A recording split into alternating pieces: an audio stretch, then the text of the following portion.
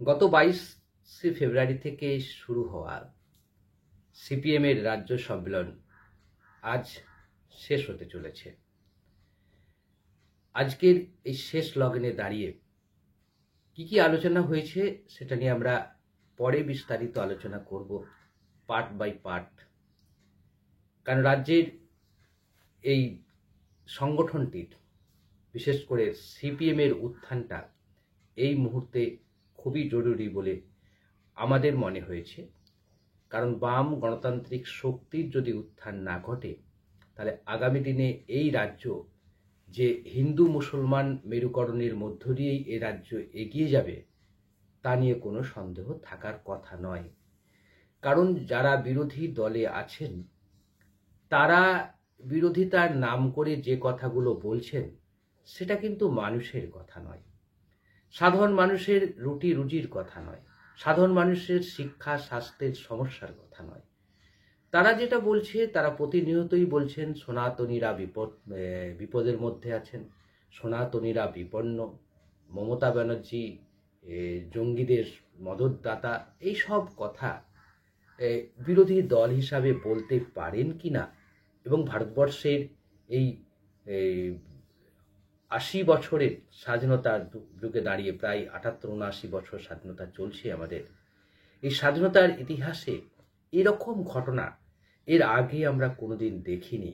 বিরোধী দলের নেতা শুধুমাত্র রাজনৈতিক স্বার্থে হিন্দু মুসলমান মেরুকরণ করবে, এটা কল্পনাতীত বলে আমার মনে হয়েছে। আমার এই যে 40-45 বছরের জীবনে আমি অনেক রাজনৈতিক উত্থান পতনকে দেখেছি।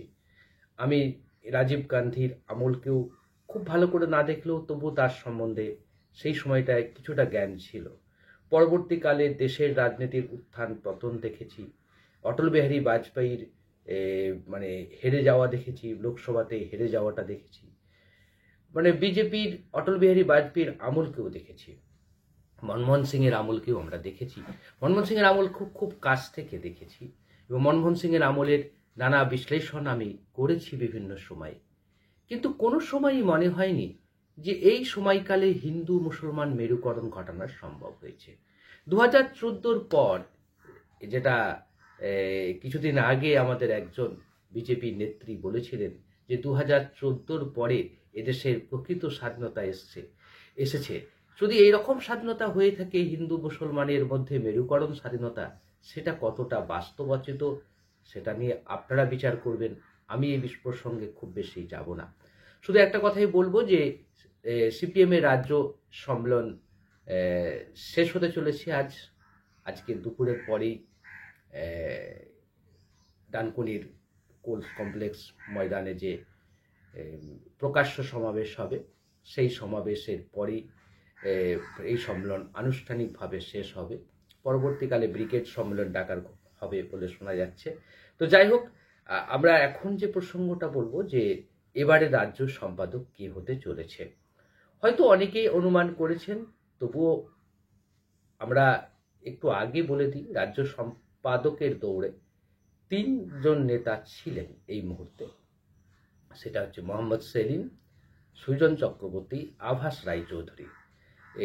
এর মধ্যে মীনাক্ষী মুখার্জির নামকেও কোনো মিডিয়া ভাসিয়ে দেওয়ার চেষ্টা করেছে, এটা সত্য কথা। কিন্তু মীনাক্ষী মুখার্জি কোনো সময় রাজ্য সম্পাদকের পদে, অর্থাৎ সিপিএম এর রাজ্য সম্পাদক পদের দৌড়ে ছিল, এটা কোনো সময় ভাবা যায়নি বা ভাবা হয়ওনি। মীনাক্ষী মুখার্জিকে আগামী দিনে এই রাজ্যে মমতা বন্দ্যোপাধ্যায়ের বিকল্প হিসাবে তুলে ধরার যে চেষ্টা সিপিএম করছে, সেটা হয়তো অব্যাহত রাখবে। মীনাক্ষীকে দিয়ে আগামী দিনে এই রাজ্যের আন্দোলনকে জোরদার করবে।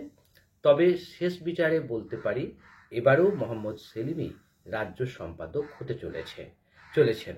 যদি কোনো অঘটন না ঘটে, যদি উত্তর 24 পরগনার মতো কোনো ঘটনা না ঘটে, তাহলে আপনারা ধরে নিতে পারেন রাজ্য সম্পাদক পদে মোহাম্মদ সেলিম আসছেন। মোহাম্মদ সেলিম কেন রাজ্য সম্পাদক হচ্ছেন বা তৃতীয়বার রাজ্য সম্পাদকের এই সুযোগটা পাচ্ছেন, সেটার বিষয়ে বলতে গেলে প্রথমত বলবো যে এই রাজ্যে সিপিএম এর হারিয়ে যাওয়া মূল জমিটা হচ্ছে সংখ্যালঘু সমাজের জমি।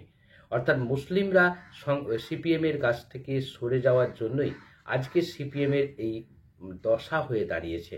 সুতরাং মুসলিম ভোটকে ফেরাতে গেলে মোহাম্মদ সেলিমের মতো ডাইনামিক নেতাকে প্রয়োজন আছে সিপিএমের, সেই জন্যেই তাকে রাখা হচ্ছে। দ্বিতীয়ত যে কারণটা সেটা হচ্ছে আর 1 বছর পরে, 1 বছরও নেই, বিধানসভা নির্বাচন হতে চলেছে রাজ্যে। এই প্রেক্ষাপটে দাঁড়িয়ে রাজ্য বিধানসভার নির্বাচনের ঠিক মুখে যদি রাজ্য সম্পাদক চেঞ্জ করে দেওয়া হয়, পরিবর্তন করে দেওয়া হয়, তাহলে আগামী দিনে সেই আবার নতুন করে তিনি সংগঠনকে তৈরি করতে অনেকটা সময় লাগবে। সেই জন্যে সেলিম সাহেব যে সংগঠন তৈরি করেছেন এবং সেলিম সাহেব যে কাজ করেছেন সেইটাকে অগ্রাধিকার দেওয়ার জন্যই সেলিম সাহেবকে দ্বিতীয়বারের জন্য রাখার চিন্তা ভাবনা চলছে।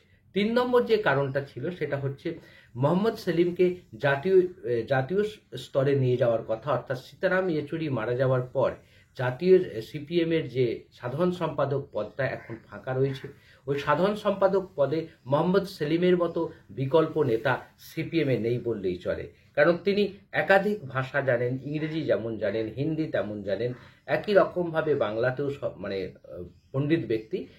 সেই সঙ্গে তিনি কিন্তু, যেটা অনেকেই জানেন না, সেটা হচ্ছে বিভিন্ন রাজ্যের আঞ্চলিক ভাষাগুলো তিনি খুব উপলব্ধি আয়ত্ত করতে পেরেছেন। সুতরাং মোহাম্মদ সেলিমকে জাতীয় সাধারণ সম্পাদক করা হতে পারে এরকম একটা আঁচ আছে। তবে সেটাও শোনা যাচ্ছে যে সেটাও সম্ভবত দক্ষিণ ভারত থেকে কাউকে করার চিন্তাভাবনা চলছে, বাংলা থেকে এখনই নয়। কারণ বাংলা থেকে মোহাম্মদ সেলিমকে আগামী বিধানসভা নির্বাচন পর্যন্ত এই রাজ্যে সিপিএমকে জাগানোর কাজে লাগানো হবে। মোহাম্মদ সেলিমের সবচেয়ে বড় কৃতিত্ব হচ্ছে যে মোহাম্মদ সেলিমের, আমি কোনো অনুগত তার ভক্ত নয়, কিন্তু ব্যাপারটা হচ্ছে যে মোহাম্মদ সেলিমের যা সত্য সেটা আমাকে বলতেই হবে, যে মোহাম্মদ সেলিম ছাত্র রাজনীতি থেকে উঠে এসছেন, ডিওয়াইএফআইয়ের সর্বভারতীয় নেতা ছিলেন। সুতরাং এই ডিওয়াইএফআই যে সারা ভারতবর্ষে যেভাবে তার সংগঠনকে বিস্তার ঘটিয়েছে, তার পেছনে মোহাম্মদ সেলিমের বড় অবদান ছিল। সাংগঠনিক নেতা হিসেবে মোহাম্মদ সেলিম যথেষ্ট তার তৎপরতা রয়েছে, এ নিয়ে কোনো সন্দেহ নেই। সুতরাং সেলিম রাজ্য সম্পাদক পদে যে পুনর্নির্বাচিত হতে যাচ্ছেন সেটা নিয়ে সন্দেহ থাকার কথা নয়। সুজন চক্রবর্তী এবং আভাস রায় চৌধুরীরাও গুরুত্বপূর্ণ পদ পাবেন দলের মধ্যে, কিন্তু সম্পাদক পদটা মোহাম্মদ সেলিমের দিকেই ঝুঁকছে বলে আমাদের মনে হয়েছে। যাই হোক, সবশেষে বলবো যে আমরা যে কথাটা, মীনাক্ষী মুখার্জিকে মুখ করে আগামী বিধানসভা নির্বাচনকে লড়বে সিপিএম, এই সংকেতটা স্পষ্ট হয়ে ধরা পড়েছে। মীনাক্ষী মুখার্জিকে দিয়ে নানা আন্দোলন সংগঠিত করা হবে আগামী দিনে। সেলিম সাহেব, সুজন চক্রবর্তী, আভাস রায় চৌধুরীরা পেছন থেকে হয়তো থাকবেন, কিন্তু একটা ব্যাপার খুব পরিষ্কার, যে এবারে মীনাক্ষী মুখার্জি কিন্তু রাজ্য সিপিএমের নতুন মুখ হতে চলেছে এবং বিধানসভা নির্বাচনের তিনি মুখ হতে চলেছেন। তারপরে যে সংগঠনগতভাবে যে দুর্বল জায়গাগুলো আছে সেটা তো আপনারা জানেন। তাদের মূল সংগঠন তৈরি করার কাজটা সেলিম সাহেব গতকালই সাংবাদিক সম্মেলনে ঘোষণা করেছেন যে তিনি চাইছেন বুথ স্তর থেকে এই সংগঠনকে নতুন করে সাজানোর। এবং আমার কাছে যা খবর আছে সেটা হচ্ছে নির্দিষ্ট কয়েকটি জেলাকে নিশানা করে সেই সব জেলার সংগঠনকে ভালোভাবে সাজানোর চেষ্টা করছে। কারণ কোনো নির্দিষ্ট জায়গা থেকে, কোনো নির্দিষ্ট বিধানসভা থেকে যদি একবার সাফল্য আনতে পারা যায় সিপিএমের, শূন্যের গেরো যদি কাটানো যায়, তাহলে আগামী দিনে এই রাজ্যের যে সিপিএম যে পুনরায় তাদের উত্থান ঘটবে তা নিয়ে কোনো সন্দেহ নেই। যদিও এক প্রতিনিধির ভাষায় তিনি বলেছেন যে 26-এ আমরা উঠতে পারবো কিনা সেটা বড় কথা নয়, বড় কথা হচ্ছে 36-এও আমাদের উঠে দাঁড়াতে হবে। যা সত্য তা একদিন জিতবেই, এই সত্য একদিন জিতবেই।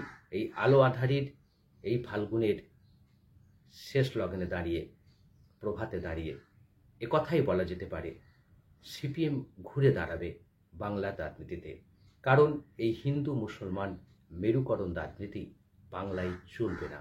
শুভেন্দু অধিকারীদের যে কমিউনাল পলিটিক্স, এই পলিটিক্স বাংলা কোনোদিন সহ্য করেনি, করবে না।